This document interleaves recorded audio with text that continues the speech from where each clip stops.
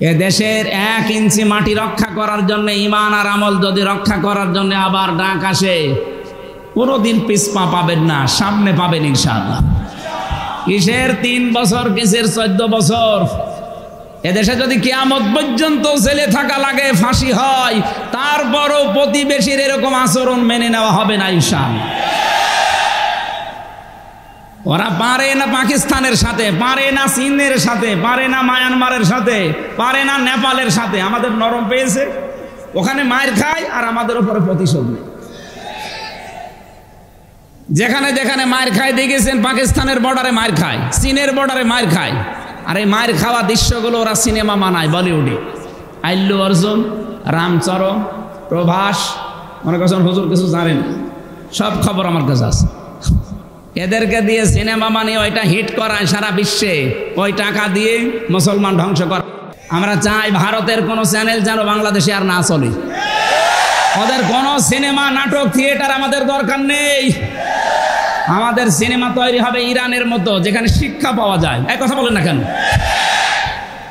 Cinema বানিয়েছে, মায়ের খেয়ে খেয়ে ওইটা দিয়ে সিনেমা বানায় আর আমাদের দেখায়, ওই টাকা নিয়ে আবার আমাদের উপরে বর্ডারে ঝুলিয়ে রাখে ফেলানির লাশ। এক কথা বলেন না কেন? এই জন্য শেরে বাংলা একে ফজলুল হক এখন ঘরে ঘরে তৈরি হয়ে গেছে। মাওলানা ভাসানী এখন এদেশের ঘরে ঘরে আছে। অধ্যাপক গোলাম আজম, ভাষা সৈনিক, এদেশে এখন ঘরে ঘরে তৈরি হয়ে গেছে। সুতরাং উল্টা পাল্টা ভাবার আর সময় নেই। ওদের যদি এতই ক্ষমতা থাকতো তো পালাইতো না। মানে আন্দাজে উস্কানিতে পা দিয়ে নিজের পেছনে লাল করবেন না। একবার একটু করেছিল, আর্মিতে এমন পিটানো পিটিয়েছে, ওই 3 দিনে শুনলাম গোপালগঞ্জ থেকে ঢাকা যদি কেউ বাসে আসে, দাঁড়িয়ে আসলে 1000, বসে আসলে 300। বসবেন কি করে? পেছনে তো উল্টা পাল্টা হয়ে গেছে। এই জন্য এরকম উস্কানিতে আর কেউ পা দেবেন না। দেয় যদি ওনার আপনজন যারা আছে তারা দিক। কথা বলেন না কেন? কোরআনে কারিম আমরা যারা শুনতে এসেছি, এই জল খবিয়াতাম বিমা জলামু দিয়ে আল্লাহ আমাদেরকে জানিয়েছেন, ওদের জুলমের কারণে যদি ওদের বাড়ি ঘর পরিত্যক্ত করে দিতে পারি, ইন্না ফি যালিকা লা আয়াতান, এখানে লামে তাকিদ। আলেম যারা আছে জিজ্ঞাসা করেন, আল্লাহ বলেন ইন্না ফি যালিকা লা আয়াতাল লিকাউমিন ইয়ালামুন, অবশ্যই এর ভেতরে শিক্ষা আছে। এই যে জালেমদের যে অবস্থা করেছি, কোন মানুষ যদি আবার জুলুম করে, লিকাউমিন ইয়ালামুন, যারা জ্ঞানী সম্প্রদায় তাদের জন্য এখানে শিক্ষা হচ্ছে এই, ওরা 15.5 বছরে একেবারে মাটি থেকে শুরু করে আসমান পর্যন্ত পুরা শিকড় ওরা সব জায়গায় গেঁথে ফেলেছিল। পিয়ন থেকে শুরু করে একেবারে উনি পর্যন্ত পুরাটাই ওনাদের সাজানো। এত বড় শিকড় গাড়ার পরও কিন্তু টিকতে পারে নাই। তাদের বাড়ি ঘর পর্যন্ত আল্লাহ খবিয়াতান বানিয়ে দিয়েছে, ওজাড় গৃহ, পরিত্যক্ত। শয়তানও এখন যেতে ভয় পায়। এখান থেকে আমাদের শিক্ষা নেওয়া দরকার। ওরা যদি এত কিছু শিকড় তৈরি করার পরে 15 বছর একাধারে অবৈধ থাকার পরও টিকতে না পারে, জুলুম করার কারণে ওদের বাড়ি ঘর যদি ওজাড় গৃহ হয়ে যায়, জনশূন্য আল্লাহ বানিয়ে দিতে পারে। আগামীতে যারা চেয়ারে বসবেন, এরা যদি আবার জুলুম শুরু করেন, আপনাদের বাড়ি ঘর আল্লাহ কিন্তু ওজাড় গৃহ বানিয়ে দেবে। আমি আশা করে বোঝাতে পেরেছি। এরপরও যদি কেউ না বোঝার ভান করে থাকেন, এদিকে আসেন। আমরা চাই আগামীতে যারা যাবে তারা যেন জুলুম না করে, কারণ এটা একটা ঘৃণিত কাজ। আমার আজকের তেলাওয়াতকৃত আয়াতে এগুলো সামনে আসবে ইনশাআল্লাহ। একটা গ্রামের উদাহরণ আল্লাহ এখানে আমাদেরকে শুনিয়েছেন কিছু শিক্ষা দিতে। আমি আয়াতটা মিলিয়ে দেখলাম বাংলাদেশের সাথে অলরেডি খাপের খাপ, মমতাজের বাপ মিলে যাচ্ছে। আমরা ওইভাবে কথা বলবো, তাফসির আকারে লিখে দিয়েছেন তাফসিরুল কোরআন মাহফিল ইনশাআল্লাহ।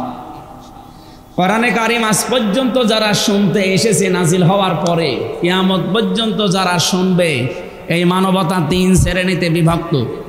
1 নম্বরে কোরআন শুনলেই বাধা দিত, এরা কাফের। এরা কি? এই 15.5 বছরে কোরআনের কথা শুনলেই বাধা দিত এমন মানুষ পাওয়া যায়নি। হয়তো সরাসরি বলে নাই যে হবে না, কিন্তু 14 জায়গায় অনুমতি নেওয়া লাগবে এই সিস্টেম করেছি। বিষয় একই, যাতে মাতাল হলো তাহলে ঠিক ছিল। একটা ছেলে শুধু ফুল ছেড়ে গাছের, পাশের বাগানের মালিকের ছেলে এসে বলছে, চাচা আপনার এই ছেলে আমাদের বাগানের ফুল ছেড়ে বারবার, আপনি কিছু বলেন না কেন? চাচা বলছে ছেলেটার একটু মাথা খারাপ, এই কারণে ছেড়ে। ভাতিজা বলছে, চাচা ওর মাথা খারাপ, পাশেই তো আপনার বাগান, ও বাগানের ফুল তো ছেড়ে না। চাচা বলছে ওর মাথা খারাপ, তবে অত খারাপ না। ওরা সাথে মাতাল হলো, তাহলে ঠিক ছিল। দেখেছেন 96% মুসলমান এখানে একবারে বলে না যে না কোরআনের অনুষ্ঠান হবে না, কিন্তু যেন না হতে পারে এই জন্য 14 জায়গায় পারমিশনের ব্যবস্থা করেছিল। কেউ যাবেও না 14 জায়গায়, কোরআনের কথা শুনবেও না। আলহামদুলিল্লাহ পাথরটা সরে যাওয়ার কয়েকদিন পরেই এদেশের গোয়েন্দা বিভাগের সর্বোচ্চ যিনি দায়িত্বে আছেন আমারে হোয়াটসঅ্যাপে কল দিয়েছিল। আমার বলছে, হুজুর বাংলাদেশের 56,000 বর্গ মাইলের যেখানে ইচ্ছা কোরআনের কথা বলবেন, কারো অনুমতি নেওয়া লাগবে না। যদি কেউ একটু উসবিস করে বাধা দেয় শুধু আমারে জানাবেন, ওর ঠ্যাং ভেঙে ফেলবো। আমি বললাম, স্যার আপনি এতদিন ছিলেন কোথায়? আমি নতুন দায়িত্ব পেয়েছি, আমি একজন মুসলমান, মুসলমানের দেশে অন্যান্য ধর্মের কথা বলতে যেমন কোনো বাধা নেই, 96% মুসলমানের দেশে আল্লাহর কোরআনেও কোনো বাধা থাকবে না। কোরআনে কারিম শুনলেই বাধা দেয়। 1 নম্বরে আল্লাহ জানিয়েছেন এরা কাফের, সূরা হামিম সেজদা 26 নম্বর আয়াতটা দলিল। 2 নম্বরে কোরআন শুনতে আসে, বিশ্বাসও করে, কিন্তু যখন দেখে যে এগুলো আমার সাথে মিলছে না, তখন আস্তে করে কেটে পড়ে। এর নাম মুনাফিক। এর নাম বলেন বলেন। সূরা নিসা 61 নম্বর আয়াতে এই তথ্য আছে। এখানে যারা এসেছেন অধিকাংশ মানুষ আমরা বিশ্বাস করছি কোরআন আল্লাহর কিতাব। কোরআন কার কিতাব? হাম নিয়ে বলবে না, যা বলবে কোরআন থেকে বলবে, এইটাও বিশ্বাস করে। কিন্তু যখন দেখে যে না একই বলছে, তো আমার সাথে মিলছে না, তখন আস্তে করে পেছন দিক থেকে কেটে পড়বে। দেখেন কোনটা ওঠে, ওই যে একটা চলে যাচ্ছে। শুধু পোশাক পায়খানা আর বিড়ি খাওয়া বাদ দিয়ে কেউ যেতে পারবেন না। বিড়ি খাওয়ার নেশা যদি খুব লাগে, খেয়ে চলে আসবেন, কিন্তু একেবারে চলে যাবেন না, খেয়ে আবার চলে আসবেন। আসবেন তো? বলছে ইনশাল্লাহ। তার মানে ও খাবে। কি সেলাই আসলাম না, এটা ছেড়ে দেওয়া দরকার ভাই। ছাগলেও খায় না এটা, আর আপনি খান। আপনি ছাগল, আশা করছি ছেড়ে দেবেন, ওই বদ অভ্যাস বাদ দেবেন। তাহলে মুনাফিক হচ্ছে তারা যারা কোরআনে কারিম শুনতে আসে, বিশ্বাস করে, কিন্তু যখন নিজের সাথে দেখছে না এগুলো তো মিলছে না, আস্তে করে কেটে পড়বে। আমি জেলে যাওয়ার আগে একবার খুলনা, ওটা রূপসা থানায় এক মাহফিলে সভাপতি আমার কানের কাছে এসে বলছে, হুজুর এখানে রাজনৈতিক দলের বিভিন্ন লোকজন আছে, আপনি মাটির নিচের ওয়াজ করেন। ঠিক আছে, তো মাটির নিচে সর্বপ্রথম প্রশ্ন হবে মার রব্বুকা, তোমার রব কে? এই প্রশ্নের জবাব যদি কেউ দিতে চায় তাহলে দুনিয়ায় তার 5টা জিনিস মানা লাগবে। কয়টা বলেন না কেন? 1 নম্বরে রব মানে সৃষ্টিকর্তা হিসাবে আপনি কাকে মানবেন? 2 নম্বরে রব মানে মাবুদ, যিনি ইবাদত পাওয়ার যোগ্য। 3 নম্বরে রব মানে আইনদাতা। 4 নম্বরে রব মানে অভিভাবক। 5 নম্বরে রব মানে পথ প্রদর্শক, শুধু বানিয়েই শেষ করে দেয়নি, পথ দেখিয়েছে। এই 5টা বিষয় যারা আল্লাহকে মেনে নিতে পারবে দুনিয়ায়, তারা কবরে যেয়ে বলতে পারবে রব্বি আল্লাহ।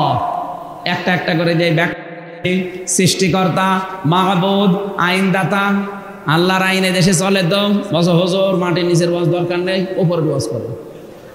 উপরে কি হবে তাহলে? আফা গায়রা দীনিল্লাহি ইয়াবগুন ওয়ালাহু আসলামা মান ফিস সামাওয়াতি ওয়াল আরদ তাওআ ওয়া কারহা ওয়া ইলাইহি ইরজাউন।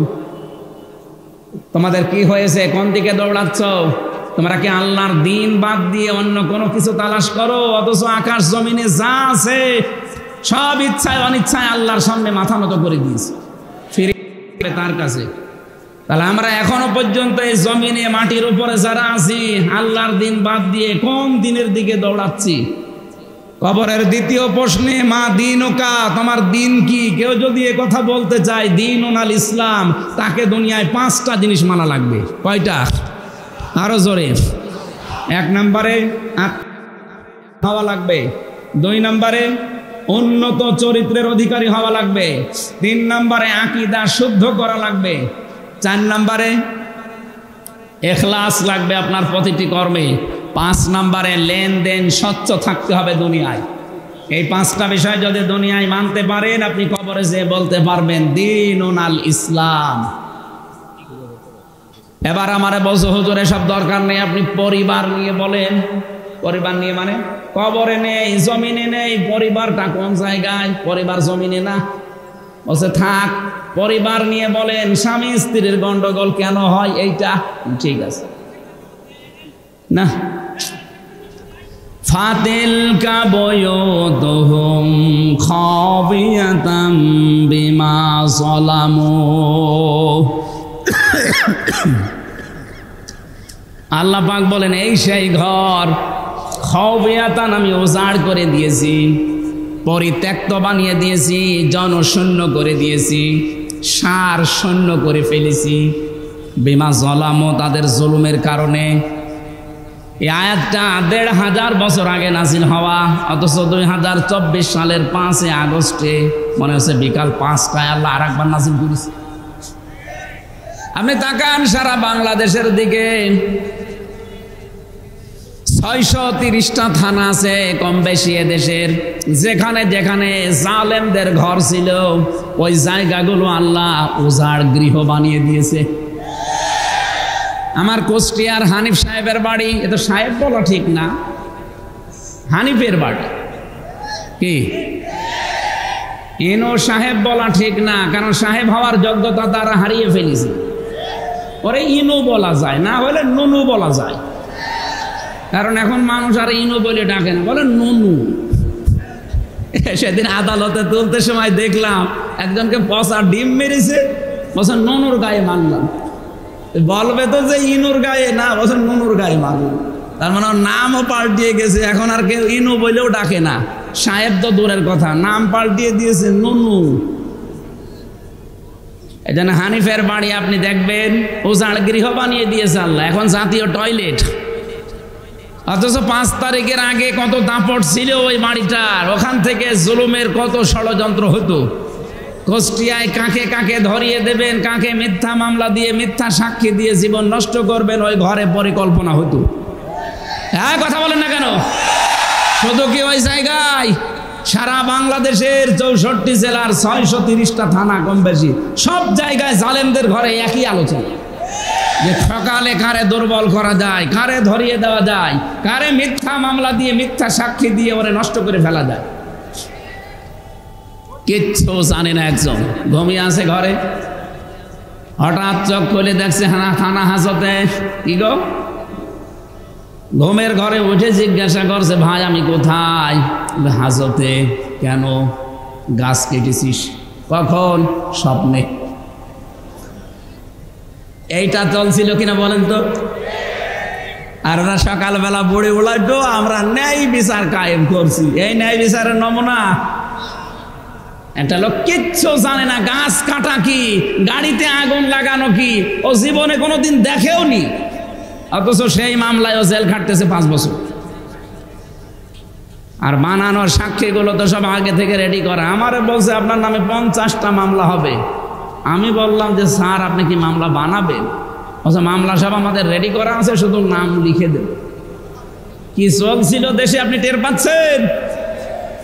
এইরকম একটা পাথর আল্লাহ নামিয়ে দিয়েছেন, আর এই জুলুমের জায়গাগুলো আল্লাহ খাবিয়াতান বানিয়ে দিয়েছেন, যে একেবারে সার শূন্য পরিত্যক্ত বানিয়ে দিয়েছেন। সবচাইতে বড় জুলুমের সিদ্ধান্ত যেখান থেকে হতো, ওই বাড়িটার দিকে তাকান, মানুষ এখন জামাতবদ্ধ হয়ে দিয়ে প্রসাব করছে। গত 3 দিন আগে পত্রিকায় দেখলাম 8-9 জন একসাথে গিয়েছে বিভিন্ন দিকে মুখ করে আল্লাহ রাস্তায় প্রসাব করছে। এমনি এমনি এগুলো হয়নি, বিমা যালামু, তাদের জুলুমের কারণে আল্লাহ এগুলো করেছে। এক কথা বলেন না কেন? জুলুম করার পরে মানুষগুলো উল্লাস করত। যারা জুলুম করে উল্লাস করে হাসি দেয়, আল্লাহ বলেন হে নবী ওদের হাসতে দেন, কিছুদিন পরে দেখবেন ওরা কাঁদবে। আপনাদের টাঙ্গাইলের কৃতি সন্তান নাম বলতো, শাপলা চত্বর পরিষ্কার করার পরে উনি আবার কি কথা বলেন না কেন, এখন কাঁদতেছি। এদের আবার বলে সাক্ষী লাগবে, সাক্ষী তো সে নিজেই, তার ভিডিও নেই। এখন রাত 12টার পরে 2টার ভেতরে পুরা শাপলা চত্বর সাফ করা হয়ে গেছে, কথা যে বলতে পারে তার আবার মার্ডারের জন্য সাক্ষী লাগবে কোন কারণে? এরকম মানুষ টাঙ্গাইলে জন্ম নেওয়া ঠিক হয়নি, কারণ এখানে মাওলানা ভাসানীর জন্ম। এ কথা বলেন না কেন? উনি বলেছিল যখন এই জাতি বুঝবে যে ভারত আমাদের শত্রু, তখন এই জাতি তোমরা বুঝবা যে আমরা একটা ঠিক পথে আছি। তারা বিচক্ষণ ছিল, আর আমরা এমন বিচক্ষণ যে স্বামী স্ত্রীর সম্পর্ক বানিয়ে দিয়েছেন। ভালো কথা, স্বামী স্ত্রীর সম্পর্ক আপনারা বানিয়েছেন, আমরা মেনে নিলাম। যান, স্বামীর কাছে স্ত্রী আছে, সাথে শালি গেছে। আমরা চাই এখন আপনি স্বামী আর স্ত্রী দুইজন মিলে পকেট মারবেন, শালি আর এই মেয়ে মিলে, বউ আর শালি মিলে স্বামীর পকেট মারলে কোনো অসুবিধা নেই, কারণ স্বামী যদি দিতে না চায় পকেট মারা যায়। 3 মাস গেছেন, পকেট মারেন, যত টাকা পয়সা পাঠাবেন আমাদের দেশে আমাদের ঋণ মুক্ত হবে। জামাইয়ের কাছ থেকে যদি কিছু নাই পায়, ও সাতার জামাই দরকার কি? কথা বলে কেন? এমনিতে তো কিছু দেয় না, তারপরে পকেট মারা টাকাগুলো দিলে অন্তত আমরা ঋণ মুক্ত হতাম। যা করে গেছে, প্রতিবেশীর নামে যা করছেন পৃথিবীর ইতিহাস হয়ে থাকবে। আপনাদের ঈমান নেই আমরা জানি, কিন্তু বিবেক তো আছে, একটু বিবেকটা কাজে লাগান। এই বাংলাদেশে আজ পর্যন্ত কোনো মন্দির ভেঙে মসজিদ বানানো হয়েছে কোনো রেকর্ড নেই, অথচ ভারতের বুকে কতগুলো মসজিদ ভেঙে মন্দির অলরেডি বানানো শুরু হয়ে গেছে। এই আপনার প্রতিবেশীর আচরণ কি জবাব দেবেন আপনি তামাম দুনিয়ার মানুষের কাছে? গুজরাটে এতগুলো মানুষকে হত্যার সাথে আপনারা জড়িত, এখনো পর্যন্ত ফিলিস্তিনে মানুষ মরছে, এখনো পর্যন্ত কথা বলছেন না কেন? না, এগুলো সীমা লঙ্ঘনকারীকে আমাদের যিনি মালিক আপনারা দেখেন, উপরওয়ালা বলেন, আমরা মালিক বলি। আমাদের আল্লাহ সীমা লঙ্ঘনকারীকে পছন্দ করেন না। ইন্নাল্লাহা লা ইউহিব্বুল মুতাদিন। আপনারা থামবেন, নয়তো হাসি যা আরম্ভ করেছেন অট্ট হাসি, হাসি কিন্তু বেশি দিন থাকবে না। আমি আজকে সকালে একটা টক শো শুনছিলাম কলকাতার, 45 মিনিট, ওখানে প্রায় 7 জন, ওরা সব উদ্রেক প্রকাশ করছে, সব আতঙ্কে আছে। বাংলাদেশে শুধু কিছু আলেমরা হুঙ্কার দিয়েছে যে কয়েকটা কর্মসূচি সরকার হাতে নেন, দেখেন ঠান্ডা হয়ে যাবে। মুশরিক যারা তারা, ওরা এত ভয় পেয়েছে, বলছে আমাদের 7 সিস্টার আবার হারিয়ে যায় কি? হারিয়ে না, সত্যি খান খান হয়ে যাবে। ডক্টর মোহাম্মদ ইউনূস ক্ষমতা পাওয়ার পরে প্রথম কথা এইটা, যে এই দেশকে যদি কেউ অস্থিতিশীল করার চেষ্টা করে তাহলে তার দেশের 7 সিস্টার স্থায়ী থাকবে না। আমরা আশা করব আপনারা প্রতিবেশীর মতো থাকবেন। এদেশের সবাই আপনাদের কাছে সমান, কেন একটা দলকে আপনারা টানবেন? এদেশে কি ওনারাই শুধু আমরা মানুষ না? কথা বলেন না কেন? এই জন্য আমরা আপনাদেরকে উত্তম প্রতিবেশী দেখতে পাই, যদিও এটা আশা করা ভুল, কারণ যারা খনিকে আশ্রয় দেয়, গণহত্যার সাথে ওনারা জড়িত, এটা প্রমাণ হয়ে গেছে। এতদিন পর্যন্ত যাদের নামে মিথ্যা মামলা, ধর্ষণ বলেন আর হত্যা বলেন আর আগুন লাগানো বলেন, এই মামলা দিয়ে যাদেরকে ফাঁসি দিয়ে দিলেন, এদের নামে সাক্ষী ছিল না, কারণ সাক্ষী দিতে হয় দেখে দেখে। তারা সব শুনে শুনে সাক্ষী দিয়েছে। কথা বলে না কেন? জন্ম নিয়েছে 75-এ, সাক্ষী দিচ্ছে 71-এ। ও মায়ের পেটেও আসেনি, সাক্ষী দিল কি করে? কিন্তু এখন যাদের নামে গণহত্যার মামলা, এ মানুষগুলোর কিন্তু সাক্ষী শোনা না, সব দেখা সাক্ষী। ভিডিও ফুটেজ আসে না। আমারে যদি মিথ্যা মামলা দিয়ে আপনি 3টা বছর জেল খাটাতে পারেন, 160টার উপরে অলরেডি মামলা হয়ে গেছে। 1.5 বছর করে এক একটা মামলায় যদি রায় হয়, কব্বরে চলে যাবে। সুতরাং ওখানে বসে বসে জেলা আমির যেটা বলছিলেন, এই ষড়যন্ত্র করবেন না, আর আমরা পাগল, ষড়যন্ত্রে পা দিতে যান কোন কারণে? ওদের ষড়যন্ত্রে পা দেওয়া যাবে না। আমি এসপি সাহেবের কাছে আজকে কথা বললাম, উনি বলছিল মানুষকে জানাবেন এই দেশে বিভিন্ন ইস্যু তৈরি করে যারা বাইরের দেশ থেকে এদেশকে অশান্ত করার জন্যে উস্কানি দিচ্ছে, তাদের উস্কানিতে যেন কেউ এই ফেসবুকের ফাঁদে পা না দেয়। আমরা সব ঠিক আছি, কিছু মানুষ উশৃঙ্খল আছে, সবাই তো এক না, এগুলো ঠান্ডা হয়ে যাবে ইনশাল্লাহ। ওরা মনে করছে আমরা দুর্বল হয়ে গেছি। আরে ভাই, যেদিন পড়েছি ইন্না সলাতি ওয়া নুসুকি ওয়া মাহইয়ায়া ওয়া মামাতি লিল্লাহি রাব্বিল আলামিন, সেদিনে জীবন আল্লাহকে দিয়ে দিয়েছি। আপনি তো আল্লাহকে জীবন দেননি, এজন্য আপনার ভয়। আমাদের কোনো ভয় নেই, অন্তত এ দেশে যারা একামতে দিনের কর্মী, এ দেশের কর্মী হতে হলে আগে এটা বলা লাগে যে ইন্না সলাতি ওয়া নুসুকি। নুসুক মানে শুধু কোরবানি না, নুসুক মানে জীবন পর্যন্ত। এখানে তিনটা অর্থ পাওয়া যায়। নুসুক মানে হজের ক্রিয়াকলাপ, নুসুক মানে ইবাদত বন্দেগী, নুসুক মানে ত্যাগ তিতিক্ষা। কোরবানি ইবাদত বন্দেগী, আমরা যা করব সব আল্লাহকে অলরেডি দিয়ে দিয়েছি। সুতরাং এই জীবনটা এখন আমাদের কাছে আমানত। এখন বোনাস লাইফে আছি, কারণ 16 সালে হজ করার সময় দেখলাম আমাদেরকে যিনি দায়িত্বে আছে বলছিলেন, নিজের পোশাক খুলে আপনারা সাদা পোশাক পরেছেন, এটা শুধু ইহরামের কাপড় না, এটা কাপড়ের কাপড়। মারা যাওয়ার পরে মানুষকে কাফনের কাপড় পরানো হয়, আর আমরা নিজেরা জিন্দা অবস্থায় নিজেদেরকে কাফনের কাপড় পরিয়ে প্রস্তুত করে ফেলেছি যে আল্লাহ লাব্বাইক, আমি হাজির আছি। সুতরাং আমরা যারা সত্যি ইন্না সলাতি ওয়া নুসুকি পড়ে ফেলেছি, তাদের জীবন অলরেডি আল্লাহকে আমরা আমানত দিয়ে দিয়েছি। এ দেশের 1 ইঞ্চি মাটি রক্ষা করার জন্য, ঈমান আর আমল যদি রক্ষা করার জন্য আবার ডাক আসে, কোনোদিন পিছপা পাবেন না, সামনে পাবেন ইনশাআল্লাহ। কিসের 3 বছর, কিসের 14 বছর? এদেশে যদি কিয়ামত পর্যন্ত জেলে থাকা লাগে, ফাঁসি হয়, তারপরও প্রতিবেশীর এরকম আচরণ মেনে নেওয়া হবে না ইনশাআল্লাহ। ওরা পারে না পাকিস্তানের সাথে, পারে না চীনের সাথে, পারে না মায়ানমারের সাথে, পারে না নেপালের সাথে। আমাদের নরম পেয়েছে, ওখানে মায়ের খায় আর আমাদের উপরে প্রতিশোধ। যেখানে যেখানে মায়ের খায় দেখেছেন, পাকিস্তানের বর্ডারে মায়ের খায়, চীনের বর্ডারে মায়ের খায়। আর এই মায়ের খাওয়া দৃশ্যগুলো ওরা সিনেমা বানায় বলিউডে। আল্লু অর্জুন, রামচরণ, প্রভাস, মনে করছেন হুজুর কিছু জানেন, সব খবর আমার কাছে আছে। এদেরকে দিয়ে সিনেমা বানিয়ে ওইটা হিট করায় সারা বিশ্বে, ওই টাকা দিয়ে মুসলমান ধ্বংস করা। আমরা চাই ভারতের কোনো চ্যানেল যেন বাংলাদেশে আর না চলে। ওদের কোনো সিনেমা, নাটক, থিয়েটার আমাদের দরকার নেই। আমাদের সিনেমা তৈরি হবে ইরানের মতো, যেখানে শিক্ষা পাওয়া যায়। এক কথা বলেন না কেন? সিনেমা বানিয়েছে, মায়ের খেয়ে খেয়ে ওইটা দিয়ে সিনেমা বানায়, আর আমাদের দেখায়, ওই টাকা নিয়ে আবার আমাদের ওপরে বর্ডারে ঝুলিয়ে রাখে ফেলানির লাশ। এক কথা বলেন না কেন? এই জন্য শেরে বাংলা একে ফজলুল হক এখন ঘরে ঘরে তৈরি হয়ে গেছে। মাওলানা ভাসানী এখন এদেশের ঘরে ঘরে আছে। অধ্যাপক গোলাম আজম, ভাষা সৈনিক, এদেশে এখন ঘরে ঘরে তৈরি হয়ে গেছে। সুতরাং উল্টা পাল্টা ভাবার আর সময় নেই।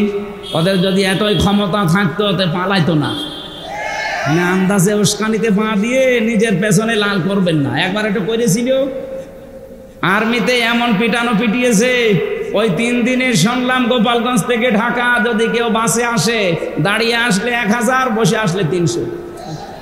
বসবেন কি করে? পেছনে তো উল্টাপাল্টা হয়ে গেছে। এই জন্য এরকম উস্কানিতে আর কেউ পা দেবেন না। দেয় যদি ওনার আপনজন যারা আছে তারা দিক। কথা বলেন না কেন? কোরআনে কারিম আমরা যারা শুনতে এসেছি, এই জল খবিয়াতাম বিমা জলামু দিয়ে আল্লাহ আমাদেরকে জানিয়েছেন, ওদের জুলমের কারণে যদি ওদের বাড়ি ঘর পরিত্যক্ত করে দিতে পারি, ইন্না ফি যালিকা লা আয়াতান, এখানে লামে তাকিদ। আলেম যারা আছে জিজ্ঞাসা করেন, আল্লাহ বলেন ইন্না ফি যালিকা লা আয়াতাল লিকাউমিন ইয়ালামুন, অবশ্যই এর ভেতরে শিক্ষা আছে। এই যে জালেমদের যে অবস্থা করেছি, কোন মানুষ যদি আবার জুলুম করে, লিকাউমিন ইয়ালামুন, যারা জ্ঞানী সম্প্রদায়, তাদের জন্য এখানে শিক্ষা। শিক্ষা হচ্ছে এই, ওরা 15.5 বছরে একেবারে মাটি থেকে শুরু করে আসমান পর্যন্ত পুরা শিকড় ওরা সব জায়গায় গেঁথে ফেলেছিল। পিয়ন থেকে শুরু করে একেবারে উনি পর্যন্ত পুরাটাই ওনাদের সাজানো। এত বড় শিকড় গাড়ার পরও কিন্তু টিকতে পারে নাই। তাদের বাড়ি ঘর পর্যন্ত আল্লাহ খবিয়াতান বানিয়ে দিয়েছে, ওজাড় গৃহ, পরিত্যক্ত। শয়তানও এখন যেতে ভয় পায়। এখান থেকে আমাদের শিক্ষা নেওয়া দরকার। ওরা যদি এত কিছু শিকড় তৈরি করার পরে 15 বছর একাধারে অবৈধ থাকার পরও টিকতে না পারে, জুলুম করার কারণে ওদের বাড়ি ঘর যদি ওজাড় গৃহ হয়ে যায়, জনসৈন্য আল্লাহ বানিয়ে দিতে পারে। আগামীতে যারা চেয়ারে বসবেন এরা যদি আবার জুলুম শুরু করেন, আপনাদের বাড়ি ঘর আল্লাহ কিন্তু উজাড় গৃহ বানিয়ে দেবে। আমি আশা করি বোঝাতে পেরেছি। এরপরও যদি কেউ না বোঝার ভান করে থাকেন, এদিকে আসেন, আসেন। আমরা চাই আগামীতে যারা যাবে তারা যেন জুলুম না করে, কারণ এটা একটা ঘৃণিত কাজ। আমার আজকের তেলাওয়াতকৃত আয়াতে এগুলো সামনে আসবে ইনশাআল্লাহ। একটা ঘর, একটা গ্রামের উদাহরণ আল্লাহ এখানে আমাদেরকে শুনিয়েছেন কিছু শিক্ষা দিতে। আমি আয়াতটা মিলিয়ে দেখলাম বাংলাদেশের সাথে অলরেডি খাপের খাপ, মমতাজের বাপ মিলে যাচ্ছে। আমরা ওইভাবে কথা বলবো, তাফসির আকারে লিখে দিয়েছেন তাফসিরুল কোরআন মাহফিল ইনশাআল্লাহ। কোরআনে কারিম আজ পর্যন্ত যারা শুনতে এসেছে নাজিল হওয়ার পরে কিয়ামত পর্যন্ত যারা শুনবে, এই মানবতা 3 শ্রেণীতে বিভক্ত। 1 নম্বরে কোরআন শুনলেই বাধা দিত, এরা কাফের। এরা কি? এই 15.5 বছরে কোরআনের কথা শুনলেই বাধা দিত এমন মানুষ পাওয়া যায়নি।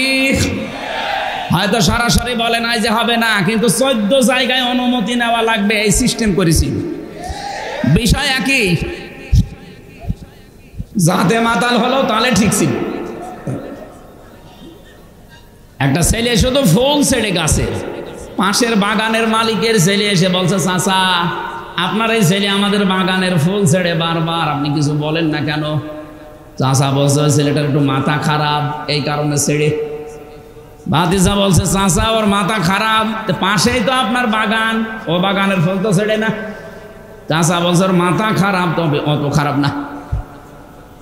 ওরা সাথে মাতাল হলো, তাহলে ঠিক ছিল। দেখেছেন 96% মুসলমান এখানে একবারে বলে না যে না কোরআনের অনুষ্ঠান হবে না, কিন্তু যেন না হতে পারে এই জন্য 14 জায়গায় পারমিশনের ব্যবস্থা করেছিল।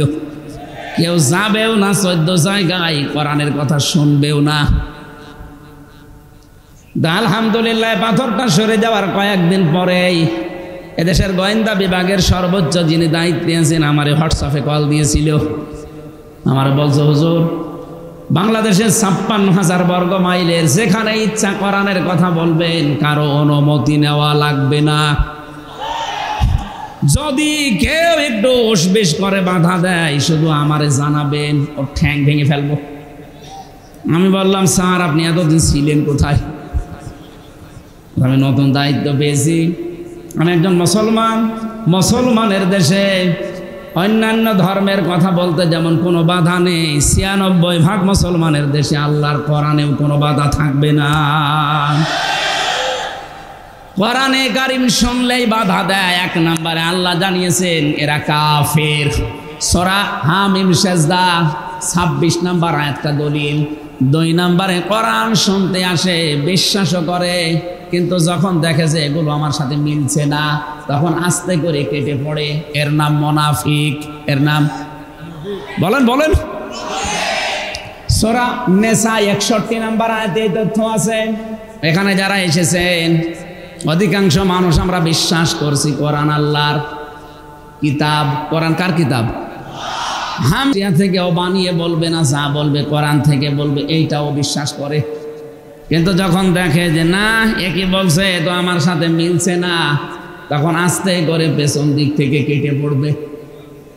দেখেন কোনটা ওঠে, ওই যে একটা চলে যাচ্ছে। শুধু পোশাক পায়খানার বিড়ি খাওয়া বাদ দিয়ে কেউ যেতে পারবেন না। বিড়ি খাওয়ার নেশা যদি খুব লাগে, খেয়ে চলে আসবে, কিন্তু একেবারে চলে যাবেন না, খেয়ে আবার চলে আসবেন। আসবেন তো? বলছে ইনশাল্লাহ। আর মানে ও খাবে কি? সেলাই আসলাম না, এটা ছেড়ে দেওয়া দরকার ভাই। ছাগলেও খায় না এটা, আর আপনি খান। আপনি ছাগল, আশা করছি ছেড়ে দেবেন, ওই বদ অভ্যাস বাদ দেবেন। তাহলে মুনাফিক হচ্ছে তারা যারা কোরআনে কারিম শুনতে আসে, বিশ্বাস করে, কিন্তু যখন নিজের সাথে দেখছে না এগুলো তো মিলছে না, আস্তে করে কেটে পড়বে।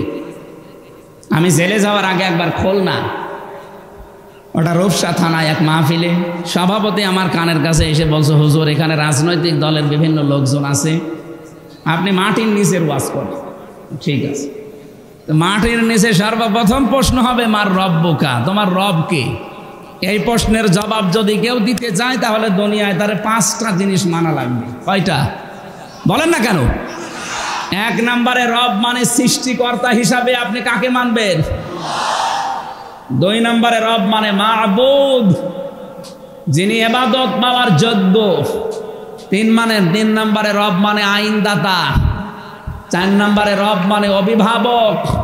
5 নম্বরে রব মানে পথ প্রদর্শক। শুধু বানিয়েই শেষ করে দেয়নি, পথ দেখিয়েছে।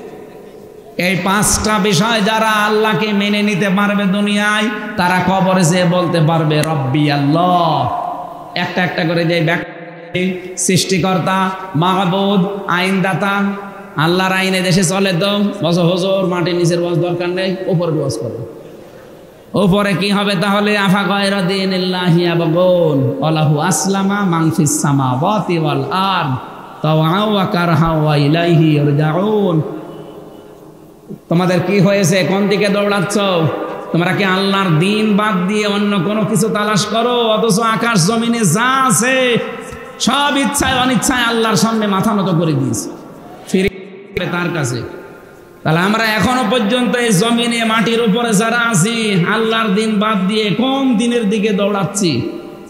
কবরের দ্বিতীয় প্রশ্নে মা দীনুকা, তোমার দিন কি? কেউ যদি এ কথা বলতে চায় দীনুল ইসলাম, তাকে দুনিয়ায় 5টা জিনিস মানা লাগবে। কয়টা?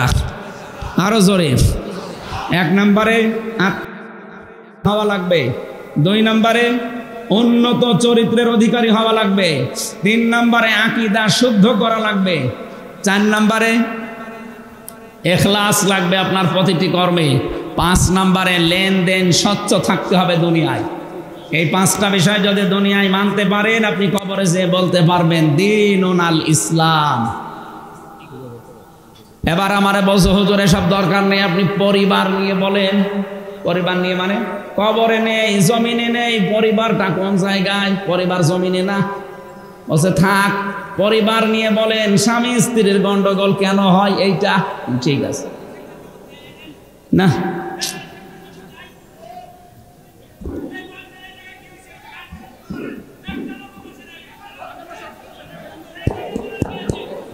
ডিস্টার্ব হয়ে গেল এদের কারণে। একটা গুরুত্বপূর্ণ বিষয় বলছিলাম, এরা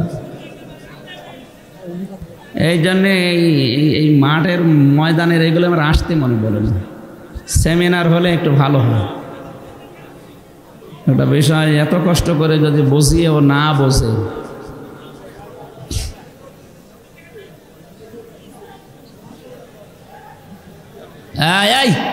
এখান থেকে আসেন, কথা বলা যাবে না ভাই, এমনি সময় নেই। বসেন বসেন বসেন। বিশ্ববিদ্যালয়ে দেখতাম 45 মিনিট 50 মিনিট ক্লাস নেওয়ার পরে 4-5টা প্রশ্ন করত যে আপনি আসলে বুঝেছেন কিনা। তাই আমি যে আধা ঘন্টা 1 ঘন্টা কথা বলবো, এরপরে যদি 2টা প্রশ্ন করি, একটাও যদি জবাব দিতে না পারেন, বেকার খালি বকবক করা হবে না? আপনি কবরে যে বলতে চাচ্ছেন যে আমার রব আল্লাহ, আমার রব্বুকা রব্বি আল্লাহ, বলতে পারবেন না। 5টা বিষয় দুনিয়ায় মানা লাগবে। মা দীনুকা, তোমার দিন কি? বলতে পারবেন না। আমি লাইভ দেখছিলাম, মনে হয় কি ডক্টর রফিকুল ইসলাম চলে গেছে, উনি মনে হয় এই পয়েন্টটা বলেছিলেন যে খালি জব্বা গায়ে দিয়ে পাগড়ি মাথায় দিয়ে বুজুর্গর নাম করো, অথচ পৃথিবীতে কত অন্যায় হচ্ছে প্রতিবাদ করাকে দুনিয়ার কাজ মনে করো। দাঁত খুলে ফেলবে আল্লাহ। বন্টামি করার জায়গা পাও না, তোমার ইমানই তো নেই। ইমানের যে ক্যাটাগরি গুলো বলছিলেন না, সর্বনিম্ন পর্যায়ে যে মনে মনে ঘৃণা করে, ঘৃণা তো করেই না, আরো জালেমদের সাপোর্ট দিয়েছে। আবার বলে যে আমি বুজুর্গ, আমি হক্কানি, বিশাল জব্বা ওনার মতো গায়ে দিয়ে মনে হচ্ছে কি আসমান থেকে পালিয়ে এসেছে। আপনি মা দীনুল ইসলাম যদি বলতে চান, অবশ্যই আপনাকে 5টা বিষয় দুনিয়ায় দেখাতে। আপনার আনুগত্য নেই, আপনার ইখলাস নেই, আপনার আকীদার বিশুদ্ধতা নেই, উন্নত চরিত্র তো বালাই নেই, লেনদেন স্বচ্ছ নেই, কিভাবে বলবেন দীনুল ইসলাম? 3 নাম্বারটা তো আরো কঠিন। মান হাজার রাজুল, এই লোকটা কে ছিল? আপনি যদি বলতে চান হাজা নাবিয়্যুনা মুহাম্মাদুর রাসূলুল্লাহ, 2টা বিষয় মাস্ট বি আপনাকে মানায় লাগবে। আমি সামনে যদি যাই, সামনে দেখছি উনি আমার এইটা বলার উদ্দেশ্য হচ্ছে আমি যেন কোনো পারিবারিক জীবন, সামাজিক জীবন, রাজনৈতিক জীবন, অর্থনৈতিক জীবন এগুলো যেন না বলে ওই সাংসারিক জীবনে যা আছে স্বামী স্ত্রীর ঠোকামুখি ওইটা বলে শেষ করে দিই। ঠিক আছে, স্বামী স্ত্রীর গন্ডগোল কেন হয়? সূরা নিসার 34 নম্বর আয়াত পড়লাম যে এই কারণে গন্ডগোল হয়, আর এটা মেটানোর পদ্ধতি এই মনাজাত করে বাড়ি গেলাম, যাওয়ার পরে ওনার বাড়িতে খাবার দেখি ছাতা কথা বলছে না, মুখ গোমরা করে আছে। কি চাচা কি হয়েছে? বলছে হুজুর আমার বর সাথে যে আমার গন্ডগোল, জানলেন কি করে? জানবো কি করে? না আপনাকে হয়তো কেউ বলে দিস, যা যা হয়েছে আজকে আমার বর সাথে আমার হাতাহাতি হয়েছে আপনি তাই বললেন। আমি আমারে কেউ তো বলে দেয়নি, আমার একজন বলেছে। কে? 1500 বছর আগে এই কোরআনে আল্লাহ জানি স্ত্রীর সাথে কেন গন্ডগোল হয়। তা আপনি আমারে নিয়ে যে লাগাবেন কোথায়? যদি মুসলমানিতে লাগান আমি ওই জায়গায়ও বের করবো যে মুসলমান কেমন করে হওয়া লাগে। কথা বলছে না কেন? আমাদের জাতির পিতা ইব্রাহিম আলাইহিস সালাম উনি মুসলমান না হিন্দু? আমরা অনেকে মনে করি মুসলমান মানে কেটে ফেলা, না। জেলে যাওয়ার পরে এই যে পাশের জেলা আপনাদের গাজীপুর পাশে না, কাশিমপুরে ছিলাম আমি 3 বছর। ওখানে যিনি ছিলেন দেবদুলাল, এই লোকটা যখনই জেলখানায় আসতো এই জেলার একেবারে সবাই চিল্লিয়ে বলতো ফুল হাতা আসতেছে। ফুল হাতা মানে মুসলমানই দেয়নি। আমরা যারা আছি আমরা কি হাফ হাতা, আমরা কি? আর উনি ওই দিন বুঝেছিলাম যে আল্লাহ হাফ হাতা কি আর ফুল হাতা কি। এই লোকটা ফুল হাতা হোক, আমরা মনে করছি আমরা হাফ হাতা হয়ে গেছি, আমরা মুসলমান না। মুসলমান হওয়ার জন্য সর্বপ্রথম আপনাকে আত্মসমর্পণকারী হওয়া লাগবে। আমাদের জাতির পিতা যেটা করেছিলেন, বালা আসলামতু লিরাব্বিল আলামিন। এই জন্য কোরআনে কারিম আমার ওই বিষয়, আমার একটা আলাদা বিষয় আছে, আমি এদিকে যাচ্ছি। কোরআন যারা শুনতে আসে বিশ্বাস করে, কিন্তু ওই সভাপতির মতো যেই দেখেছে না এটা তো আমার বিরুদ্ধে যাচ্ছে, তখন আস্তে করে কেটে পড়ে, এটা মুনাফিক। এটা কি? 3 নম্বরে কোরআন শুনতে এসেছে এবং শুনতেছে এবং কিয়ামত পর্যন্ত শুনবে তারা আল্লাহর ভাষায় যারা মুমিন। কার ভাষায়? ইন্নামাল মুমিনুনা আল্লাযীনা ইযা যুকিরাল্লাহু ওয়াজিলাত কুলুবুহুম। আল্লাহর ভাষায় তো তারাই মুমিন যে মানুষগুলো আল্লাহর নাম উচ্চারণ হলেই কেঁপে ওঠে তাদের অন্তর। ওয়া ইযা তুলিয়াত আলাইহিম আয়াতুহু যাদাতহুম ঈমানা। তাদের সামনে আল্লাহর নাম উচ্চারণ হলে, আল্লাহর কোরআনে কারিম তেলাওয়াত করলে, তাদেরকে কোরআন বোঝালে তাদের ঈমান যা আছে আরো বেড়ে যায়। এ কোরআন নবীজি আবু বকরের সামনে পড়েছিলেন, এ কোরআন নবীজি আবু জেহেলের সামনেও পড়েছিলেন। একজনের কোরআন শোনার পরে ঈমান বেড়ে গেছে, আর একজন কোরআন শোনার পরে শয়তানি বেড়ে গেছে। এখানে আবু বকরের মন নিয়ে যদি বসতে পারেন আপনার ঈমান মাস্ট বি যাদাতুহুম ঈমানা, আপনার ঈমান বাড়বেই। আর ঈমান যাদের বাড়ে তাদের কিছু চিহ্ন পাওয়া যায়, আলামত পাওয়া যায়। কি সেটা? এবার শোনেন। ওয়াইদা সামিউ মা উনজিলা ইলার রাসূলি তারা আ'য়ুনাহুম তাফিদু মিনাদ দামি মিম্মা আরাফু মিনাল হক। সূরা মায়েদার 83 নম্বর আয়াতে আল্লাহ জানিয়েছেন, হে নবী, যখন আপনি তাদের সামনে কোরআনে কারিম শোনাবেন, যদি ওরা উপলব্ধি করতে পারে, বুঝতে পারে, দেখবেন মনের অজান্তেই কখন ওদের চোখ দিয়ে পানি পড়ছে। কোরআনের আলোচনায় সবার চোখে পানি আসবে না, ডিস্টার্ব যারা করছে ওদের গোনা হবে হোক, কিন্তু কোরআন শোনার পরে যদি আপনার যোগ্যতা থাকে বোঝার মতো, উপলব্ধি করার মতো, আপনি দেখবেন কখন আপনি কাঁদতেছেন টেরও পাননি, এমনি আপনার চোখ দিয়ে পানি গড়িয়ে পড়বে। রব্বুল আলামিন বলেন, ঈমান যদি আবু বকরের মতো মন নিয়ে শোনো তোমার ঈমান বেড়ে যাবে, আর আবু সেহেলের মতো মন নিয়ে যদি শোনো তোমার শয়তানি বাড়বে। ওয়াইদা তুতলা আলাইহিম আয়াতুনা বাজ্জিনাতিন তারিফু ফি বুজুহিল্লাযিনা কাফারুল মুনকার। সূরা হজের ভেতরে আল্লাহ জানিয়েছেন, হে নবী যখন এগুলো তেলাওয়াত করে স্পষ্ট দলিল প্রমাণ দিয়ে বোঝাবেন, দেখবেন কাফেরেরা বসে তো না আপনার দিকে তেড়িয়ে তেড়িয়ে মারতে আসবে। এতদিন যেটা হয়েছিল মাইক পর্যন্ত আলেমদের কাছ থেকে কেড়ে নিয়েছে, কথা বলছেন না কেন? বহুবার এই টাঙ্গাইল সেই কুষ্টিয়া থেকে আসার চেষ্টা চালিয়েছি, আমারে আসতে দেয়নি, ওই ব্রিজ থেকে ঘুরিয়ে দিয়েছে, এলাঙ্গা থেকে ঘুরিয়ে দিয়েছে। কি দোষ? কোনো দোষ নেই, এমনি। কি কারণ? কোনো কারণ নেই, এমনি। ১৫০০ বছর আগে সূরা কলমের তাফসীর পড়তে গিয়ে বেশি ওই জামানায় নবীজির দাওয়াতে বাধা দিয়েছিল, নবীজিকে পাগল বলেছিল। 3টা কারণ পেয়েছি। প্রথম নাম্বার কারণ, নবীজি ওরা বাধা দিয়েছে, পাগল বলেছে, এমনি। কি কারণ? আরো জোরে বলেন। 15.5 বছরে আমাদেরও কোরআনে বাধা দিয়েছে, আমাদেরকে উল্টা পাল্টা নাম দিয়ে ডেকেছে। কি কারণ? এমনি। বলেন, আরো জোরে বলেন। ওরা যেমন এমনি ছিল, 15.5 বছরে কোনো ভোট হয়নি, এমনি ছিল। কিভাবে ছিল? আরে ভাই আমি নিজে তো প্রমাণ, আমার চাচা চেয়ারম্যান 3 বারের, আমার দাদা ছিল এর আগে, শুধু মার কাঁটা নিয়ে এসেছে, ঘুমিয়ে আছে, সকালে দেখছে এমনি। সকালে কি এমনি? এ দেশটা এমনি বানিয়ে ফেলেছিল। আমি যেটা বোঝাতে চাই এখান থেকে, আবু বকরের মন নিয়ে শোনেন, আপনি মাস্ট বি আপনি কিছু নিয়ে যেতে পারবেন। আবু সেহেলের মতো মন নিলে হামজা না, নবীজি এসে ওয়াজ করলো আপনার কাজ হবে না, শয়তানি বাড়তে থাকবে।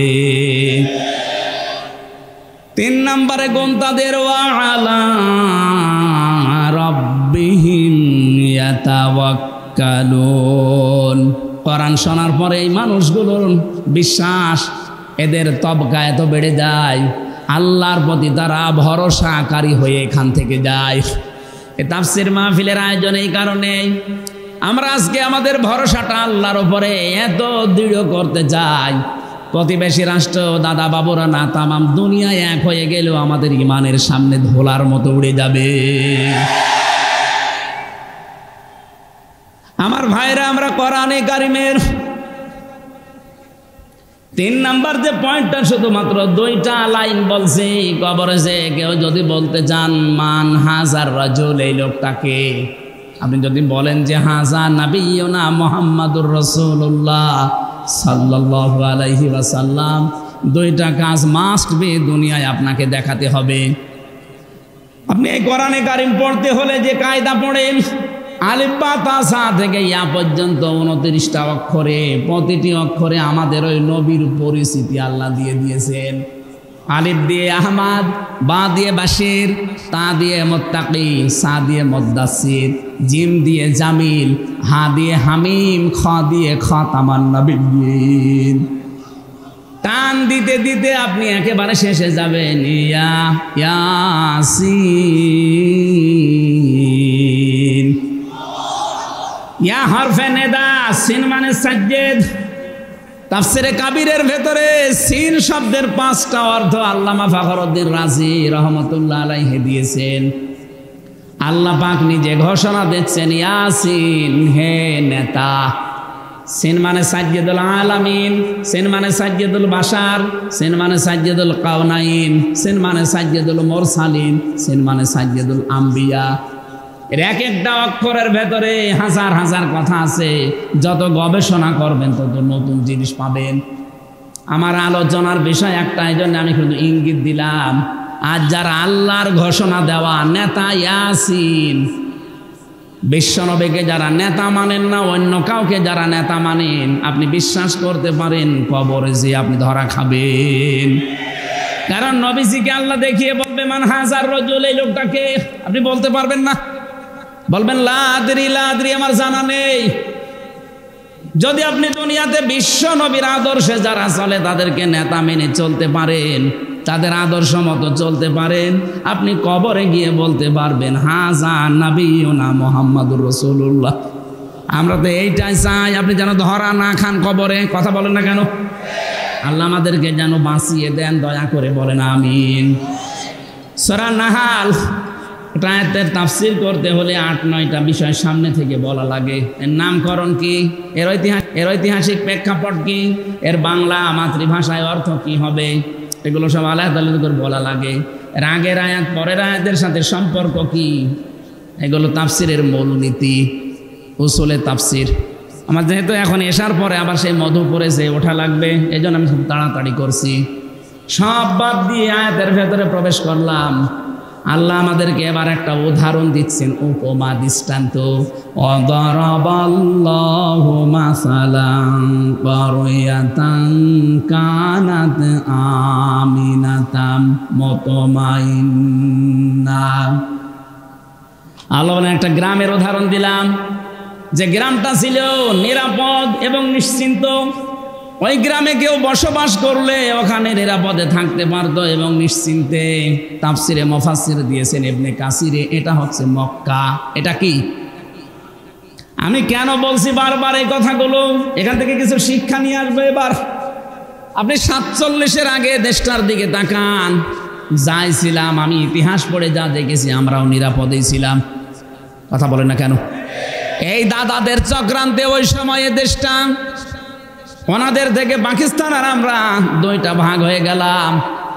এরপরে দেখেন এই যে 71 সালে ষড়যন্ত্র করে আমরা যেন দুর্বল হয়ে থাকি, এই কারণে পাকিস্তান থেকে আমাদেরকে ওরা আলাদা করে দিয়েছে। ওনারা পাকিস্তান থেকে আমাদেরকে আলাদা করে দিয়েছে, এই জন্য নাকি সারা জীবনের ওনারা আমাদের বন্ধু। ওনারা কি বলেন না কেন?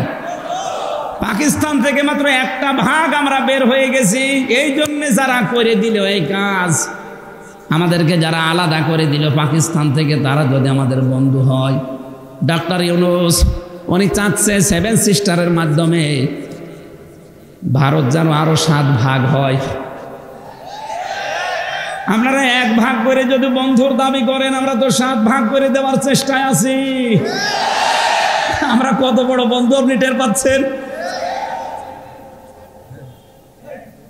আরে ভাই, আপনি 1 ভাগ করে যদি সারা জীবনে বলতে পারেন আমরা তোমাদের বন্ধু, আমরা কয় ভাগ করব? 7 সিস্টার, 7 ভাগ করার চেষ্টায় আছি। আপনার বড় বন্ধু আমরা। এখান থেকে আল্লাহ বলেন ইয়াতিহা রিজকুহা রাগাদাম মিন কুল্লি মাকান। বাংলাদেশ পাকিস্তান যখন এক ছিল আপনি দেখেছেন, আমাদের আশপাশ যে দেশ থেকে, আল্লাহ বলেন ওই যে মক্কায় বিভিন্ন দেশ থেকে তাদের কাছে জীবন উপকরণ, রিজিক যা লাগে সব আমি আল্লাহ ব্যবস্থা করে দিয়েছিলাম। এগুলো আসতো ফাঁকা ফারাত বিয়ান মিল্লাহ। কিন্তু ওই দেশের যারা দায়িত্বে ছিল তখন তারা কুফরি আরম্ভ করলো আল্লাহর সাথে। এই কুফরের ভেতরে কয়েকটা বিষয়। 1 নম্বরে তারা আল্লাহর বিধান এবং আল্লাহর পাঠানো সব চাইতে বড় নিয়ামতের ভেতরে 2 নাম্বার নিয়ামত নবীজি। আল্লাহর 1 নাম্বার বড় নিয়ামত কোরআন। নাম কি? 2 নাম্বার বড় নিয়ামত নবীজি। লাকাদ মান্নাল্লাহু আলাল মুমিনিন, তোমাদের প্রতি আল্লাহর সবচাইতে বড় দয়ার ভেতরে অন্যতম, তিনি তোমাদের ভেতরে একজন নবী পাঠিয়েছেন। সেই নবীকে ওরা মিথ্যাবাদী বলেছে, নবীকে ওরা কাজ্জাব বলেছে, নবীকে ওরা পাগল বলেছে, মাজনুন বলেছে, এমনকি দেশ থেকে পর্যন্ত তাড়িয়ে দিয়েছে। কথা বলে না কেন?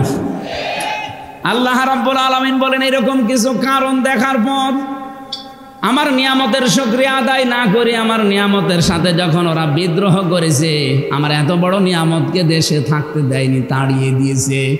ফাযাকাল্লাহু লিবাসাল জুই ওয়াল খাউফ তখন আমি আল্লাহ ওদেরকে পোশাক পরিয়ে দিলাম 7 চাকাতে, মজা চাকাতে আচ্ছাদন করার জন্য। 1 নম্বরে দিলাম ক্ষুধা, 2 নম্বরে দিলাম ভয়। তাফসীরের ভেতরে দেখেছি ক্ষুধার ভয় আমার আল্লাহ এমন বেশি দিয়েছিলেন, ওরা পায়খানা পর্যন্ত গরম করে ওর সাথে মদ মিশিয়ে বড়ি বানিয়ে খেত, এত দুর্ভিক্ষ লেগে গিয়েছিল।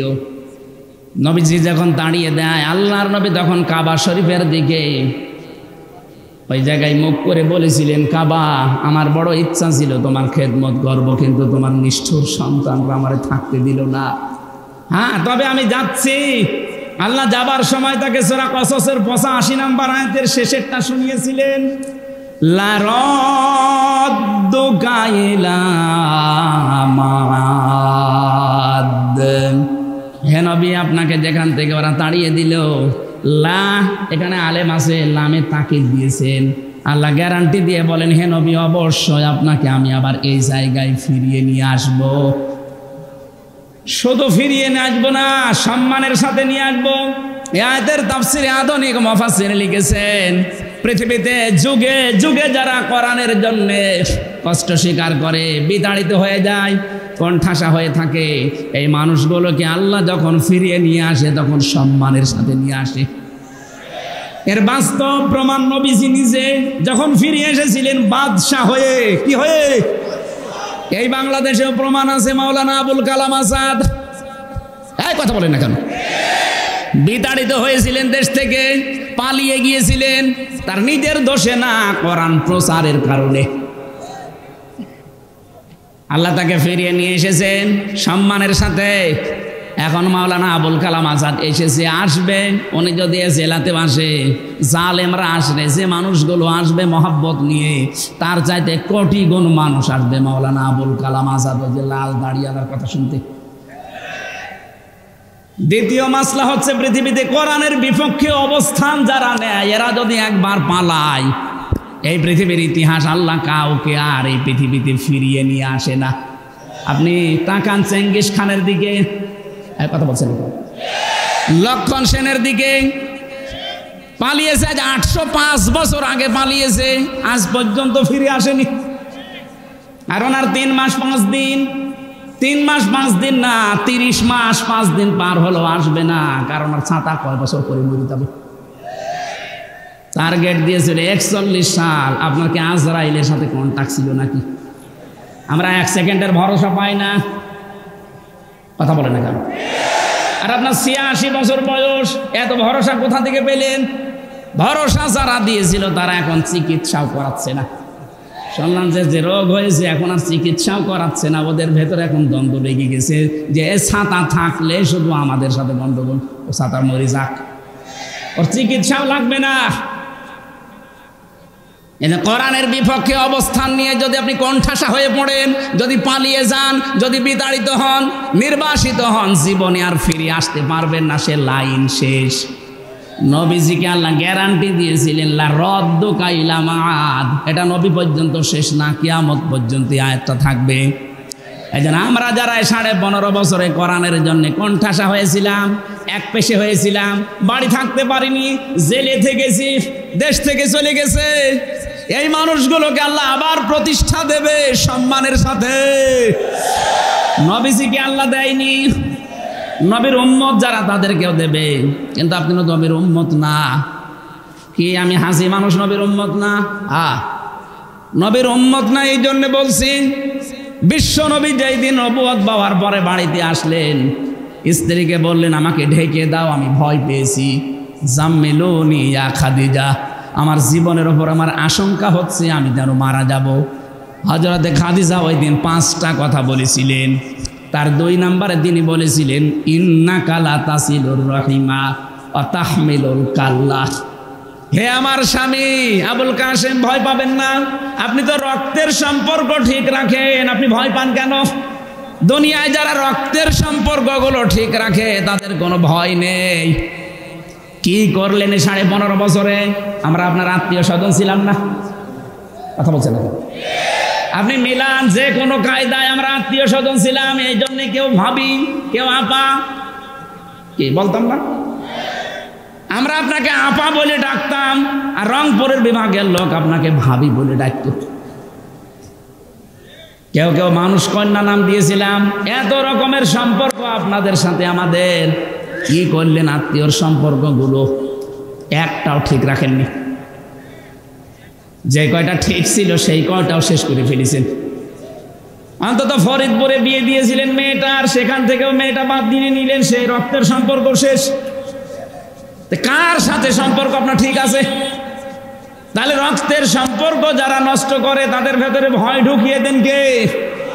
বলেন। এত ভয় পেয়েছে দুপুরে খাবার খাবে সে সময় পায়নি। দ্বিতীয় শব্দটা কি বলেছিলেন? তাহমিলুল কাল্লা। আপনি ভয় পান কেন? আপনি তো মানুষের বোঝা বহন করেন। তাহলে দুনিয়াতে কেউ দুঃখের বোঝা, কষ্টের বোঝা, ঋণের বোঝা বহন করেন, এই জন্য আপনার ভয় নেই। আজ বাস্তবতা এইটা। আপনি পালিয়ে গেলেন, এত বোঝা আমাদের দিয়ে গেলেন কোন কারণে? এই দেশে আজ কত কষ্টের বোঝা মানুষের, এক কথা বলে না কেন? কত দুঃখের বোঝা। এই যে 2780 জন মানুষ এখন হাসপাতালের বেডে কাতরাচ্ছে। এই বৈষম্য বিরোধী ছাত্র আন্দোলন করতে গিয়ে 2780 জন, কেউ হাত হারিয়েছে, কেউ পা হারিয়েছে, কেউ চোখ হারিয়েছে, কেউ অন্ডকোষ হারিয়েছে। এই মানুষগুলো তার পরিবারের কাছে, মা বাবার কাছে, ভাই বোনের কাছে, এরা বোঝা না? এই বোঝাটা দিয়ে গেলেন তো আপনি। চলে যখন যাবেন, আর কয়েকদিন আগে যেতে পারলেন না। চলে যদি যাবেন, এতগুলো বোঝা দিয়ে গেলেন কেন? এদেরকে এখন কে টানবে? তার মা বাবা কিভাবে টানবে? তার ভাই বোন, তার স্ত্রী স্বজন, এমনকি সমাজের লোক, দেশের লোক। এতটুকু বোঝা দিয়ে গেলেও হয়তো না। আজকে ডক্টর ইউনূস বলেছে দেশটাকে হাসিনা একেবারে শেষ করে দিয়েছে।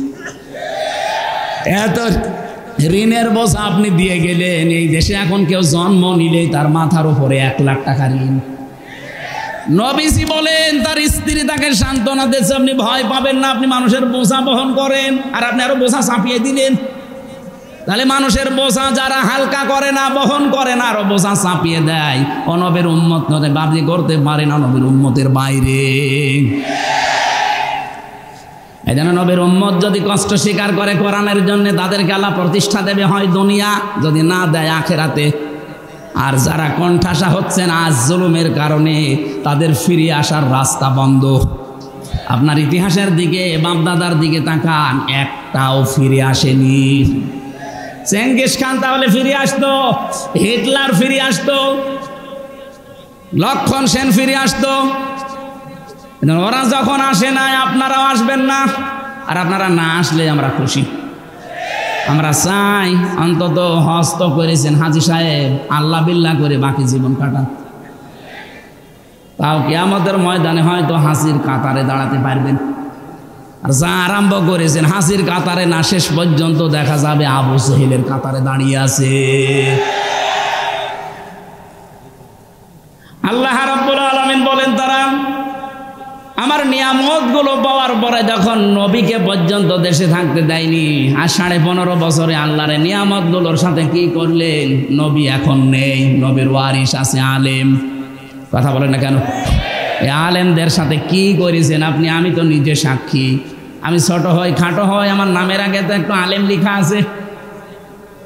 আমার মাজার উপরে দড়ি লাগিয়ে, আমার পায়ের সাথে ডান্ডা বেড়ি দিয়ে, তবে একটা না 2 পায়ে দিয়ে আবার এই মাজার সাথে আবার আরেকবার আটকিয়ে দেয়। পেছনে হাত হ্যান্ডকাপ দিয়ে বেঁধে মাঝে গরু টেনে নিয়ে যাচ্ছে। এটা তো আমার উপরে গেল, বাকি আলেমদের অবস্থা তো আরা খারাপ করেছিলেন মাওলানা মামুনুল হক। কি করেছেন তার হুইল চেয়ারে করে নিয়ে যাওয়ার একটা দেখা। 3টা বছর লোকটা আমার পাশে ছিল।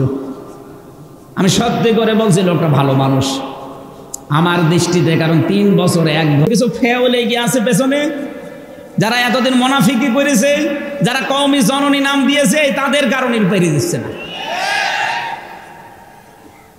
কত বড় মানুষ, মানে বিবেক কত মরে গেলে এরকম একটা জালেমকে কওমি জননী দিতে পারে। এত দুর্নীতি করেছিল এই দেশে, 350 এমপি তো পালিয়েছে, জাতীয় মসজিদের ইমাম পর্যন্ত পালিয়ে গেছে। কয়দিন পরে আবার এসেছিল জোর করে দখল করার জন্য, জনগণ জোতা দিয়ে পিটিয়েছে। পরের দিন আবার স্ট্যাটাস দিয়েছে, জোতা মেরেছে তাই কি আমার গায়ে লাগিয়েছে। আরে শয়তান, তোর গায়ে লাগা লাগবে? মানুষ কত নিচে নামতে পারে। ওই জামানায় নবীর সাথে বিয়াদবি করেছিল, এই জন্য আল্লাহ দুইটা পোশাক পরিয়েছে, একটা ভয়ের আর একটা ক্ষুধার।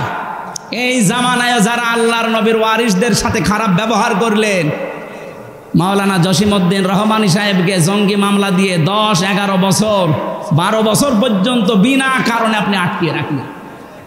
এই লোকটাকে এত কষ্ট দিয়েছে, আমি অনেক 20 দিন দেখা করেছি তার সাথে, এত কষ্ট দিয়েছে, এক ব্লকে 24 ঘন্টা 5 বছর কারোর সাথে কথা বলতে দেন। আন্দাজে এক তকমা পেয়েছে জঙ্গি। জঙ্গি কিসের জঙ্গি? সবচাইতে বড় জঙ্গি তো তারা যারা মানুষ হত্যার সাথে জড়িত। এই গণহত্যা এখন প্রমাণ হচ্ছে সবচাইতে বড় জঙ্গি তারা, এর সাথে যারা জড়িত ছিল। এটা বিশ্বে প্রচার করা দরকার যে এরা আসল জঙ্গি। এরা এতদিন এইটা কাজে লাগিয়ে দেশের হাজারো মানুষকে গুম করেছে, খুন করেছে, আয়না ঘরে রেখেছে। আয়না ঘরে আমারও প্রথমে নিয়ে গিয়েছিল 10 দিন। আমি দেখেছি ওখানে মানুষ কত কষ্ট করে। কারো কারো আওয়াজ শুনতাম, কেউ 8 বছর, কেউ 10 বছর, কেউ 14 বছর পড়ে আছে, দুনিয়ায় কেউ জানে না। এত বড় বড় নখ হয়ে গেছে, এত বড় বড় নখ, চুল দাড়ি গোপ মনে হচ্ছে জঙ্গল থেকে বেরিয়ে আসতেছে। এত বড় বড় নখ দিয়ে এই দেওয়ালের সাথে খুশিয়ে খুশিয়ে লিখে রাখতো ভাঙা ভাঙা অক্ষরে যে ভাই যদি বাইরে কেউ যেতে পারেন এই নাম্বারে একটু জানাবেন যে আমি বেশি আছি। 1.5 মিনিট 2 মিনিট সময় দেয় টয়লেট করার জন্য, 1.5 মিনিট। পচা ছোলা দিয়ে যেত কয়েকটা সকালবেলা, আর দুপুর বেলা 1 মুঠ ভাত দিত, মনে হচ্ছে কেউ মাখিয়ে দিয়েছে। এত বড় জুলুম করে এখন আবার ওখান থেকে বসে বসে মোবাইলে কথা বলে যে আমি কি করেছি যে আমার পালিয়ে চলে আসা লাগলো। কি করেছেন আপনি বলছেন না? হ্যাঁ, আপনি আর কি করবেন? আপনি যা করেছেন যদি 100 বার ফাঁসি দেওয়া হয় তাও 10 বার বাকি থাকবে। কি করেছে? হ্যাঁ, কে করেছেন এটার সাক্ষী তো আমি নিজে। এটার সাক্ষী মাওলানা মামুনুল হক, এটার সাক্ষী ছিল আর একজন আল্লামা দেলাওয়ার হোসেন সাঈদী, তাকে তো মেরেই ফেলবে। লোকটার কত আশা ছিল, কত আশা ছিল। আমার সাথে দেখা হয়েছিল ভেতরে একদিন, কত আশা ছিল লোকটার যে বের হবে কোরআনের ময়দানে আবার কথা বলবে। মিথ্যা কথা বলে তার বের করে নিয়ে ইঞ্জেকশন দিয়ে মেরে ফেলবে। আপনি খনি যে কয়জন ছিল দায়িত্বে, ওদেরকে যদি ওই ডিম দেওয়া যায় ঠিক বলে ফেলবে। ডিম দেওয়াও লাগবে না। আমার মাঝে মাঝে ডিম নিয়ে এসে বলতো হুজুর এই যে এইটা কি, আবার ওই যে বড় বড় অস্ত্র নিয়ে এসে বলছে এইটা দিয়ে আমরা নখ তুলি রিমান্ডে থাকাকালীন। ওদেরকে এগুলো একটু দেখানোর দরকার যে বল কেন ইঞ্জেকশন দিলি, কার হুকুমে দিলি, আমার মনে হয় সব বলে ফেলবে। আর এখন আবার মিথ্যা কথা, এই জালেমদের পক্ষে এখনো সাফাই গায় অনেকে যে কি করেছে, ওনার পালিয়ে চলে যাওয়া লাগলো। কি করেছে আপনি টের পাচ্ছেন না? আপনার বাপ যদি 14 বছর থাকতো আপনি টের পেতেন। 900-র উপরে বেডিয়ার এখনো পর্যন্ত জেল খাটতেছে বিনা কারণে, কিচ্ছু জানে না। যারা মাস্টার মাইন্ড তারা তো ঠিক পালিয়ে গেছে, অথচ 900-র উপরে মানুষ। আমার সাথে দেখা হয়েছিল পঞ্চগড়ের এক মুরব্বী, এই ছেলে আছে এখন। তাহাজ্জুদ পড়তে ওঠার সময় দেখতাম একটা দীর্ঘ শ্বাস দিত, আর 1 মাস পরে লোকটা রিটায়ার্ড হয়ে যাবে। সারা জীবন দেশের জন্য সব দিয়ে গেল, অথচ 14 বছর জেলে আছে। রাতের বেলা তাহাজ্জুদের সময় দেখতাম একটা আওয়াজ দিত, আমার মনে হয় এটা আরো সে ধাক্কা খেয়েছে। জালেম এমনি পড়েছে, কত মানুষের বরদোয়া লিখে আছে আপনি জানেন? আমার ছোট মেয়েটার পর্যন্ত বরদোয়া লিখে আছে। পিজন ভ্যানের সাথে ও ঝুলেছিল, আমরা ওইটা দেখেননি? শয়তান পর্যন্ত মন হয় কেঁদে ফেলিস, আর ওই শয়তানদের মন নরমই হয় না। মামলা দিয়েছে, জামিন পাওয়া আমার যদি অধিকার থাকে, অধিকার আছে না, আমার জামিন হবে না। লাল কালি দিয়ে রেখেছে মাওলানা মামুনুল হক, আমির হামজা, এদের হবে না, কিয়ামত হয়ে গেলেও হবে না। এত বড় বড় জুলুম করেছে, আর এখনো জালেমদের পক্ষে সাফাই গান। আপনি মানুষ, আপনি জানোয়ার। ওরা নবীদের বিরুদ্ধে অবস্থান নিয়ে ওদেরকে আল্লাহ পোশাক পরিয়েছিলেন, খোদার পোশাক, ভয়ের পোশাক। আল্লাহ এই জামানায় নবীর ওয়ারিসদেরকে অত্যাচার করার কারণে খোদার পোশাক আর ভয়ের পোশাক, বারবার দুর্ভিক্ষের ভয় দেখাচ্ছে। বিমা কানু ইয়াসনাউন, কারণ তারা যে কাজ করেছিল এই কাজের জন্য আল্লাহ শাস্তি দিয়েছে। এখানে প্রায় 7টা পয়েন্ট ছিল, আমি এখন আর বলতে পারছি না। 45 বাজে, ওখানে যে 7টায় ওঠা লাগবে, প্রায় 40-45 কিলো পথ। আগামীতে আসলে কথা বলবেন ইনশাল্লাহ। এখন দিলেন, আর একটু আগে দিতে পারলেন না। এই টাকা পয়সা যারা এই মাহফিলের খরচের জন্য দেওয়ার নিয়ত করেছিলেন, যদি বাড়ি নিয়ে যান একটা ক্ষতি হয়ে যাবে।